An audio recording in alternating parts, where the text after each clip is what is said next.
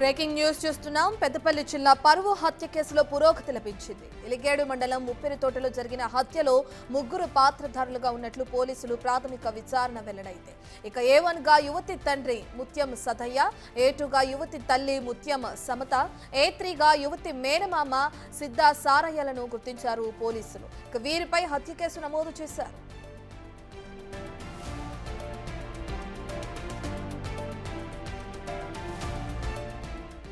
హత్యను ప్రేరేపించిన వారిపై ఆరా తీస్తున్నారు పోలీసులు. సాయి కుమార్ పరువు హత్య నేపథ్యంలో ముప్పిరితోటలో పోలీస్ పికెటింగ్, ఇక గ్రామంలో భారీగా బందోబస్తు కూడా ఏర్పాటు చేశారు పోలీసులు. దీనికి సంబంధించి ఇప్పటికే విచారణ కూడా ముమ్మరం చేశారు, విచారణ జరిగిస్తున్నారు. ఈ కేసుకి సంబంధించి ఎందుకు హత్య చేయాల్సి వచ్చింది, కేవలం పరువు హత్యనా లేదంటే పథకం ప్రకారమే పాత కక్షల నేపథ్యంలో కూడా హత్య చేశారనే కోణంలో కూడా పోలీసులు విచారణ కొనసాగిస్తున్నారు.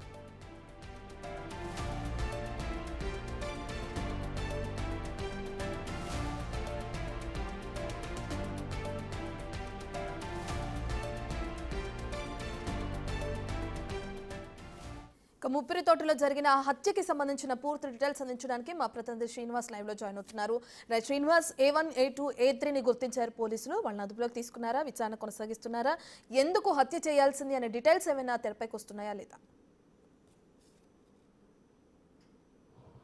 పెద్దపల్లి జిల్లా ఎలిగేడు మండలం ముప్పిరితోట గ్రామం లోపల సాయి కుమార్ గౌడ్ యొక్క హత్య జరిగినటువంటి నేపథ్యం లోపల ఇది పరువు హత్యగా భావించారు. అయితే తన కూతురు ఏదైతే తన కూతురును ఇటు కులాలు వేరైనప్పటికీ తన కూతురును పెళ్లి చేసుకుంటానని చెప్పి ప్రేమ పేరుతో ప్రతిరోజు వేధిస్తున్నాడు అని చెప్పి అయితే తల్లిదండ్రులు ఆరోపించినటువంటి నేపథ్యం లోపల ఇటు గతం లోపల కూడా ఈ వ్యవహారం పోలీస్ స్టేషన్ల వరకు కూడా వెళ్ళింది. కానీ సాయి కుమార్ గౌడ్ను పద్ధతి మార్చుకోవాలని చెప్పి హెచ్చరించారు. కానీ అమ్మాయి కూడా ఇటు సాయి కుమార్ను ఇష్టపడుతుండటంతో అయితే తల్లిదండ్రులు ఎట్టి పరిస్థితుల లోపల కూడా సాయి కుమార్ గౌడును ఇటు ఏదైతే తమ అమ్మాయి నుంచి అంటే ప్రేమ వ్యవహారం నుంచి ఎట్టి పరిస్థితుల్లో తప్పించాలి అని చెప్పి అనుకున్నటువంటి నేపథ్యం లోపల సాయి కుమార్ గౌడ్ను పథకం ప్రకారమే హత్య చేసినట్టుగా అయితే పోలీసులు నిర్ధారణకు వచ్చినటువంటి పరిస్థితి కనబడుతుంది. అయితే ఆ గ్రామం లోపల సాయి కుమార్ గౌడ్ కొద్దిగా యువకుడు, మిగతా యువకులతో అందరితో కూడా కలివిడిగా ఉంటాడు. కొద్దిగా అంటే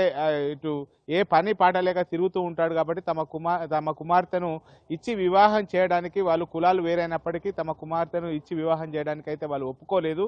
కానీ సాయి కుమారు ఆ యువతి ఇద్దరు కూడా ప్రేమించుకోవడము, సాయి కుమార్ యొక్క బర్త్డే కోసం ఆ యువతి స్వయంగా వచ్చి బర్త్డే వేడుకల లోపల పాల్గొనడంతో అయితే ఇది ఇటు ఊహించని అంటే తల్లిదండ్రులు ఇది తట్టుకోలేకపోయారు. ఆ గ్రామం లోపలనే బర్త్డే వేడుకలు జరగడంతో అయితే తట్టుకోలేకపోవడంతో అయితే ఎట్టి పరిస్థితుల లోపల కూడా సాయి కుమార్ గౌడ్ను తమ అమ్మాయి నుంచి దూరం చేయాలని చెప్పి పథకం ప్రకారమే సాయి కుమార్ గౌడ్ను హత్య చేసినట్టుగా తెలుస్తుంది. అయితే ఈ హత్య లోపల అయితే ముగ్గురు మొత్తానికైతే ఏదైతే సాయి కుమార్ను ఆ రోజు గొడ్డలతో నరికినటువంటి సదయ్య A1 గా నిర్ధారించారు. తర్వాత సదయ్యతో పాటుగా ఇటు అమ్మాయి తండ్రి అంటే సదయ్య యొక్క భార్య మమత A2 గా, అదేవిధంగా ఈ అమ్మాయి యొక్క మేనమామ సిద్ధా సారయ్య ముగ్గురు కూడా ఈ హత్య లోపల పాలు పంచుకున్నట్టుగా తెలుస్తున్నది. ఆ పథకం ప్రకారమే ఆ రోజు అక్కడ ఎల్లమ్మకు సంబంధించినటువంటి బోనాలు జరుగుతున్నాయి. ఆ రోజు బర్త్డే వేడుకల తర్వాత ఒక గుడి వద్ద ఇటు బర్త్డే వేడుకల లోపల పాల్గొన్నటువంటి తన స్నేహితులతో ఆ గుడి వద్ద వచ్చి మద్యం తాగుతున్నాడు.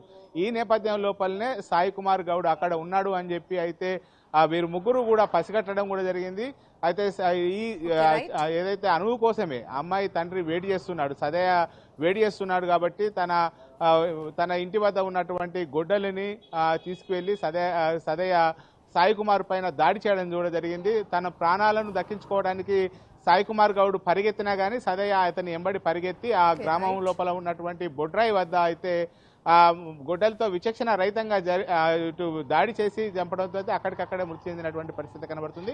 పోలీసులు ఇటు సదయ పారిపోయేటువంటి సమయం లోపల సదయను పట్టుకోవడం జరిగింది. అతన్ని విచారించినటువంటి నేపథ్యం లోపల సదయతో అతని భార్య, తర్వాత అతని బావ మరిది వీళ్ళు ముగ్గురు కూడా హత్య లోపల ప్రధానంగా పాల్గొన్నట్టు తెలుస్తుంది. ముఖ్యంగా వీళ్ళ ముగ్గురు కూడా ప్రస్తుతం వీళ్ళు ముగ్గురు కూడా పోలీసు అదుపు లోపల ఉన్నట్టుగా అయితే తెలుస్తుంది.